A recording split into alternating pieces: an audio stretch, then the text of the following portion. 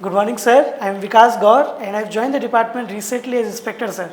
Good morning, Mr. Vikas Gaur. I am very happy to meet you today. Sir, a lot of my friends are joining educational institutions and going for higher studies, and they ask a lot of doubts about impact of GST on educational institutions. And since I've joined the department recently, I'm not able to clarify those. So I've come to you, sir, for clarifying all my doubts. So, Education, in fact, has a very important role to play in the society, improving the literacy of the society, understanding the importance of education. GST also has given a very special recognition for educational sector. Any service provided by educational institutions are kept outside the ambit of GST. okay, sir. So now we will start from very basic. Sir, what is an educational institution under GST? Yes, educational institution in fact has been defined under the GST Act itself.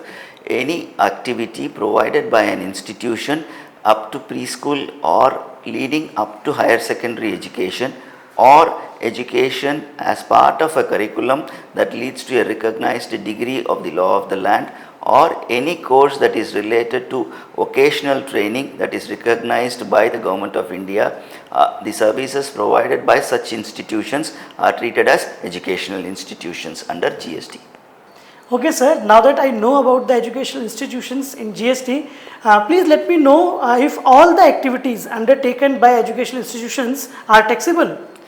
Yes, before explaining that, let me explain to you what is a taxable supply under GST. Taxable supply means supply of goods, services, or both that are liable for payment of GST. Most of the activities undertaken by educational institutions have been kept outside the ambit of GST and they are not liable for payment of GST. Apart from that, services offered to educational institutions like transportation of students, transportation of faculty and members of the educational institution, catering services which are provided as part of the midday meals either sponsored by government or otherwise, housekeeping services, security services, etc. are also kept outside the ambit of GST. And sir, what about coaching centers and tuition centers? Are services provided by them are also exempted from GST?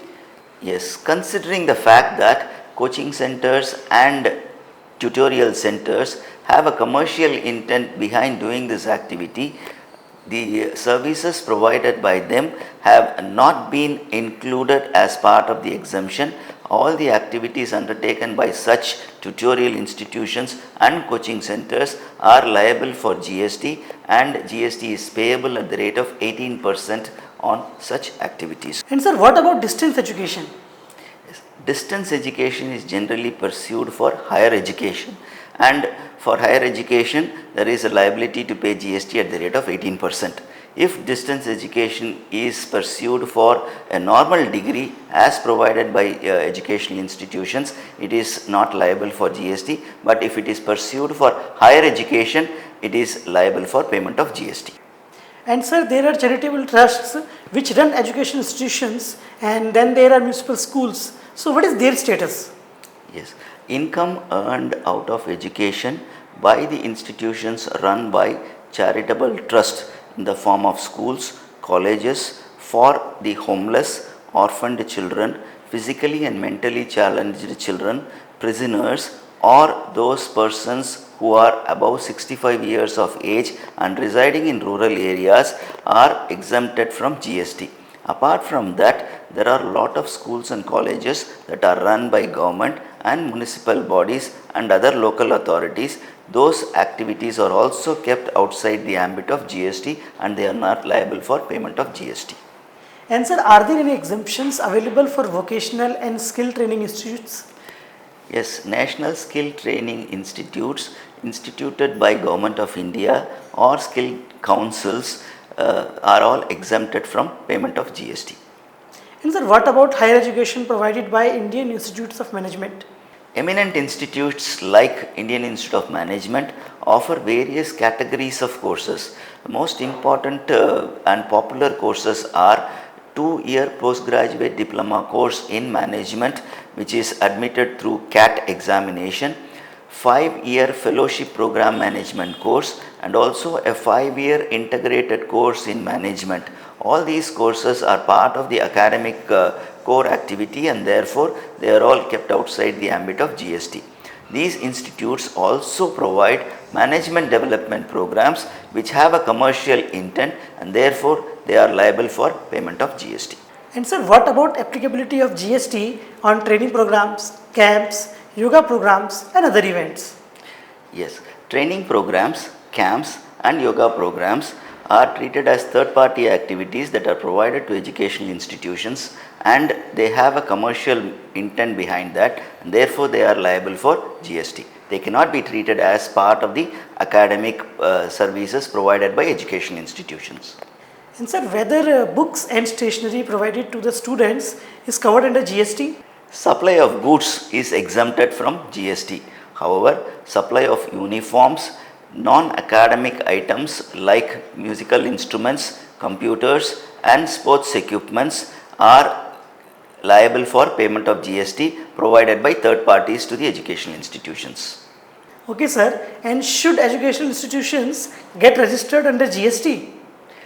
Most of the activities undertaken by educational institutions are exempted from payment of GST.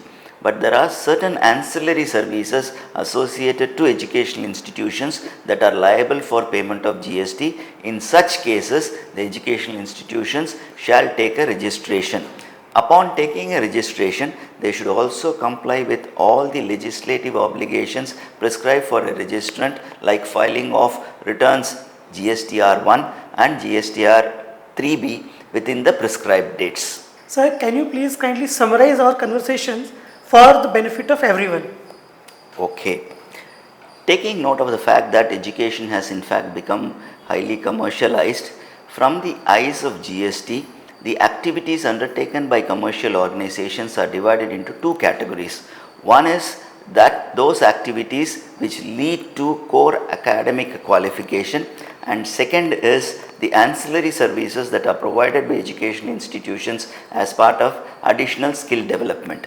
All those activities which lead to core academic qualifications are kept outside the ambit of GST and they are not liable for payment of tax. However, those activities which are on par with commercial intent like the additional skill development activities undertaken by third parties in coordination with educational institutions will attract GST generally at a standard rate of 18%. This has to be borne in mind when an educational institution is undertaking educational activities.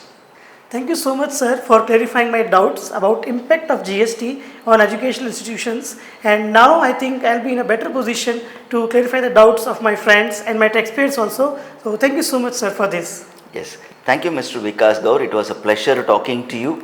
Jai Hind.